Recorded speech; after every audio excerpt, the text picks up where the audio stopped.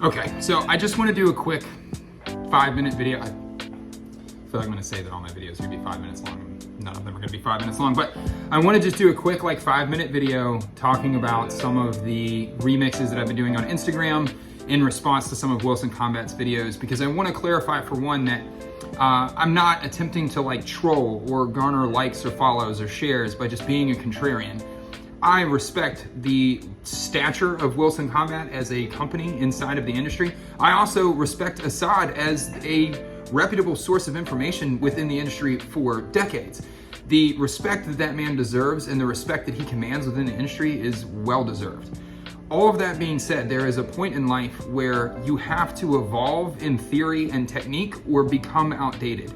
And I'm pretty sure that Wilson Combat, at least the people that are generating their social media content, have refused to evolve and have made themselves fairly irrelevant. So one of the most egregious videos that I've seen from them recently was addressing the use of getting your bifocal reading plane moved from the bottom of your glasses to the top of your glasses, so that when we turtle up into our fighting position and look down the sights of our concealed carry gun, we can still see our front sight with our bifocals, making our front sight clear in our vision. This is a very ingenious solution to a problem of aging eyes, but doesn't address the aging technology. This is a beautiful gun, and a gun that I would love to own, a gun that I enjoy shooting. This is a lot of fun, but is not a practical solution for a carry piece in today's modern world. Just the same as the Model T was redesigned and re-engineered and added seatbelts and airbags and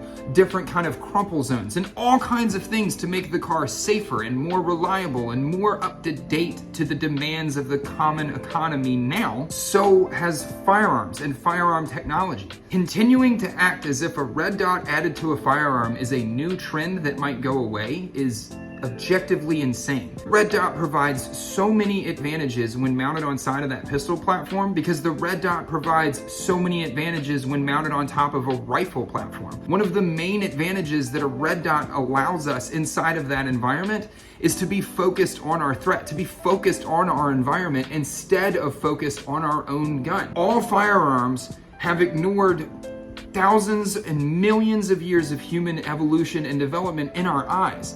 Your eye operates off of a single focal plane. If you've ever looked at anything ever, you can only see the thing that you're looking at. If you hold a menu up between me and you can't read the menu and see me. You have to focus your eyes on the menu or focus your eyes on me. The red dot removes the need to pick a rear sight, front sight, or target sight to focus our eyes on. And instead, we just focus on our target and wait for the red dot to be superimposed into what we're looking at, which would be our threat. This not only makes our shots faster and more accountable, because we're not trying to chase a front sight that's directly in front of us, but looking across a much longer, much flatter, much more stable plane of vision, and allowing the gun to move in and out of that vision, that plane of vision, while tracking that red dot by being target focused. What being target focused also allows us to do is be more aware of the environment that we're shooting into.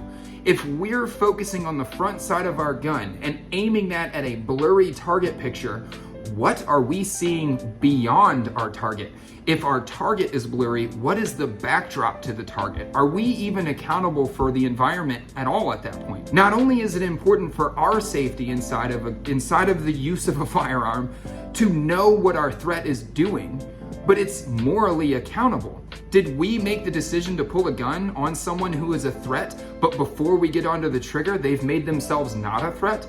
How much information are you able to process in that environment if you're looking at your own gun instead of looking at the target? There are so many things about a red dot that make them just simply the way of the future. Not only are they extremely tough, rugged, and reliable, I would even argue to say far, far more reliable than the little tritium-filled glow-in-the-dark sights that those little pieces of plastic break constantly.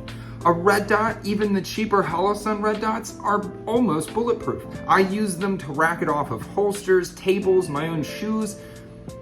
I haven't broke one yet. The only way that you're gonna break one of these things is intentionally trying to break it.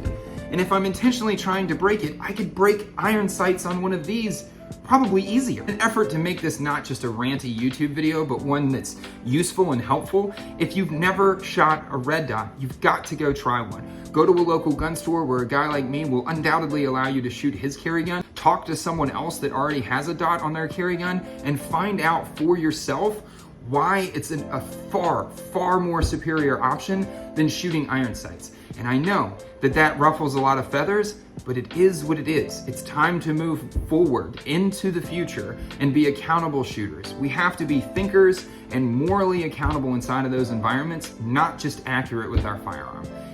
Technology allows us to do that. Remember, it's okay to be dangerous.